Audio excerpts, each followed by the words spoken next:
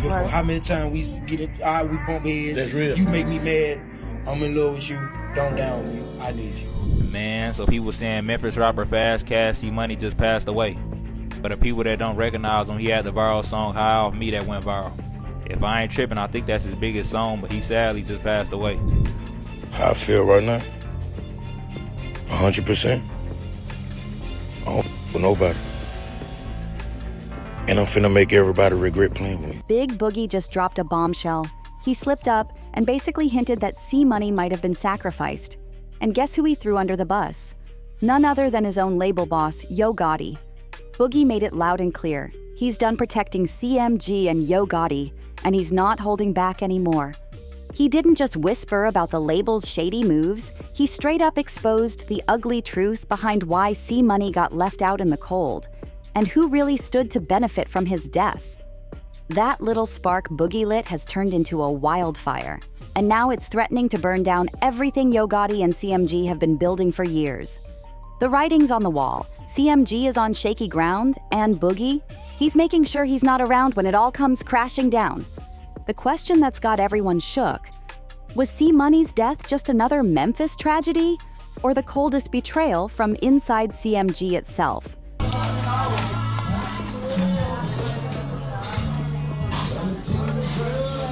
What happened, gang? They just said my got killed. So what set all this off? Boogie went online and dropped a quick video where he warned someone that they'd regret ever playing with him. He kept it short, no face shown, but the tone was pure venom. You could feel he was aiming that message at somebody specific. At first, fans were left scratching their heads, trying to decode the clip. But then Boogie doubled down on his IG story with a cryptic post that spelled everything out without even naming names. He wrote, "I'm focusing on my daughter, myself, and my career. I ain't letting nobody get in my way. It's gonna be 2026. I'm changing day by day as a man. People barely ask me about my mental. I barely even talk to anybody now. I don't care to. Everybody that ever played with me before made me this way. Today I'm focused because I see a bigger picture of my own life. Numb and grinding. No Yo Gotti mention. No C Money name drop. But honestly, he didn't have to. Fans caught the shade instantly, and within minutes, they were connecting the dots like crazy. C Money's death had already raised suspicions. It looked too precise, too clean. But Boogie admitting he was numb and didn't care anymore hit different. Dealing with them Texas boys, them folk got hit up. Them folk got hit up everywhere you go to, like the Fed watching it. You know what I'm talking about? He signed that boy over here, that boy ended up going to jail. So they watching that boy so close right now because they you know what I'm talking about? The case is in August. You know what I'm talking about? I talked to Govan. I did an interview with Hernandez Govan, the dude who set the whole,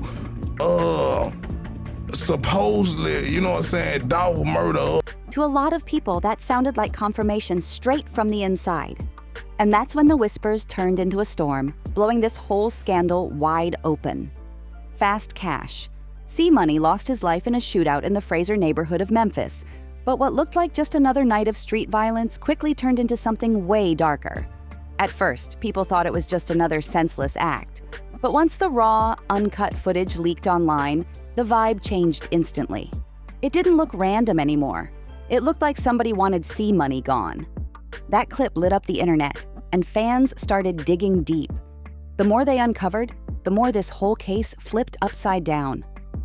Word on the street is that C Money actually knew trouble was coming weeks before his death. He wasn't about to leave his kids and girlfriend empty-handed, so he was grinding harder than ever to seal a CMG deal with Yo Gotti. But here's the wild twist. He didn't stop there. Sources say C Money also locked in a life insurance policy as backup, making sure his loved ones would have something if the worst went down. And then came the shocker. After his death, his girlfriend Kaya set up a GoFundMe to cover funeral expenses and support their kids. In her Facebook post, she dropped a heartbreaking tribute. "Courtney taught me so much, so happy we got to love on each other. You took my heart with you for real.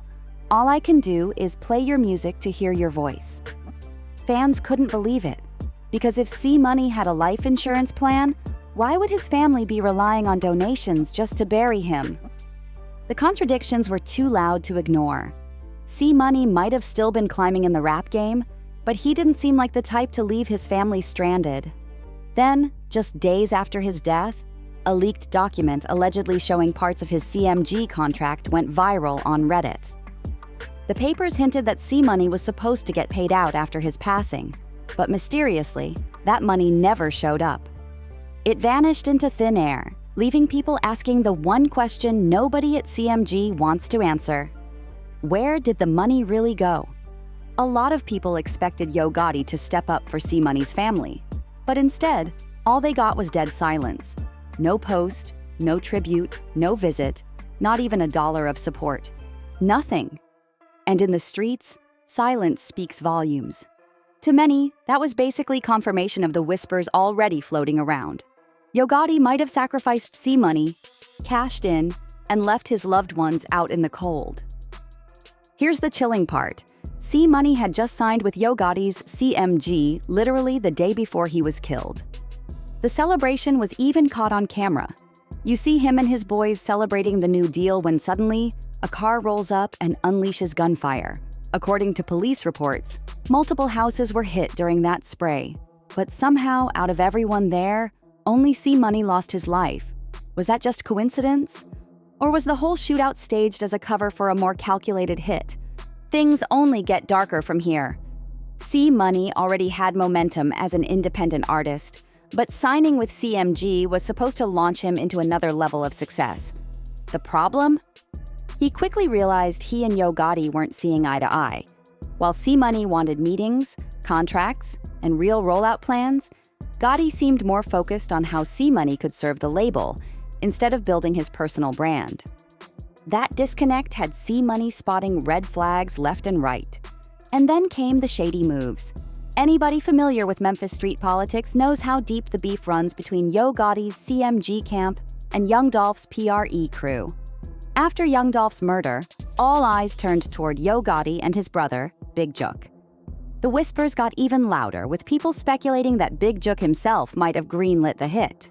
That left CMG under a magnifying glass, with everybody dissecting their every step. The situation escalated even further when Hernandez Govan was arrested in connection with Dolph's murder. Suddenly, CMG's name was tied right back into a web of violence and suspicion, and C Money's death only added fuel to the theory that this wasn't just random Memphis street beef. It was a chess game, and C Money ended up as the pawn sacrificed in the middle of it all. Because Govan was a close friend to Big Jook, it wasn't that hard for people to draw the connection. So when Big Jook lost his life in his, similar incidents. Some called it karma, and others called it revenge. But what nobody knew was that things were about to get much worse. See, Yo Gotti runs a tight ship when it comes to CMG. Over the years, he got this mob boss reputation, and that's pretty much his approach when it comes to his artists' total control, obsession with loyalty, and a love of hierarchy. You don't disrespect the boss unless you want to face his terror. And for the most part, the artists were happy to go along with it. They were all winning from GLO Rila to 42 Doug. Moneybag Yo and Black Youngster, CMG had the roster that everyone wanted, but things started to lose form. After Young Do's murder, that mob boss style, people once praised Gotti for it, suddenly became a reminder of everything that was wrong with gang activity. One by one, CMG artists started falling off, and now the only person still keeping the label popping is Gorilla. But one artist is not enough to keep a label running, and for Yo Gotti, this wasn't the empire he imagined for himself when he built his label. So he started making some silent moves. Laying low, posting less word, as he even started revising some of his artist contracts.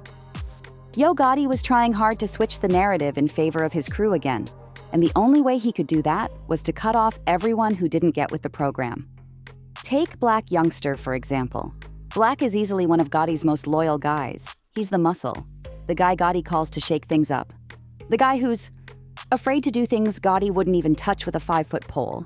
And this kind of loyalty, it worked in his favor when Gotti was still with the whole mob thing. But now that he's taking the label in a whole new direction, it has become a liability.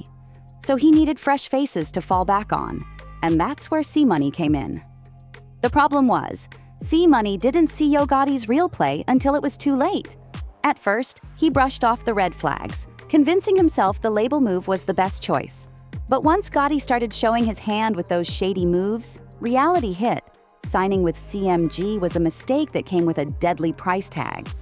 Linking himself to Gotti didn't just put him in the middle of the label's mess, it painted a bullseye on his back for Gotti's enemies, and maybe even made him disposable inside the camp itself. Because here's the harsh truth. Gotti wasn't looking for a rising star. He was looking for an escape route. And in his eyes, C-Money was the perfect cover. When news broke about Fast Cash C-Money's death, CMG as a whole was shaken, but nobody wore that pain more openly than Big Boogie. His very first post said it all. C-Money Smith. Jesus, brother, I'm hurt to my heart. My favorite rapper from day one. I'm hurt about you, boy. That wasn't just grief. It was heartbreak spilling raw for the world to see. But the grief didn't stop there. Boogie completely broke down, and that breakdown pushed him to cancel his own birthday bash, which was supposed to take place in Memphis. In a Facebook post, he made the announcement blunt and cold. I'm straight on Memphis. Birthday bash canceled. You guys lame forever. He tagged C-Money, added crying emojis, and left it at that. Short, sharp, heavy. To outsiders, it might have looked like just another rapper mourning a fallen friend. But those who know the tension brewing in Memphis hip-hop circles caught the message between the lines. Boogie wasn't just grieving. He was backing away from the fire, laying low to dodge the next wave of violence. In a city where one wrong move can spark another tragedy, his silence and retreat spoke louder than any song he could drop. Plenty of fans felt Boogie made the right move by canceling his Memphis birthday bash, and they didn't hold back in the Facebook comments. One wrote, "That was a good idea, bro. You just saved people's lives." Another added, "He threw a pool party in my city, Atlanta, 'cause he knew if he would have did it in Memphis, it would have went sour. Do your birthday bash in Atlanta, gang?" The people were backing him heavy, but what really had everyone talking were the cryptic messages Boogie kept leaving ever since C-Money's death. In one post, he warned, "Everybody finna regret what they did and said. Watch this." In another, he dropped an even colder line, "Going silent is my final warning." At first, those posts slipped under the radar, just another rapper venting online. But after C-Money's killing and Yo Gotti suddenly going quiet, those words started hitting like warning shots. And then came the bombshell. Stan G sat down in a no-jumper interview and dropped a chilling statement. He told Black Youngsta and the rest of CMG to watch their backs, claiming that Yo Gotti has no problem cutting people off, not just from the label, but from life itself. Hearing that while the crew was still mourning, C-Money hit fans like a punch to the chest. Suddenly, every eye turned toward Big Boogie.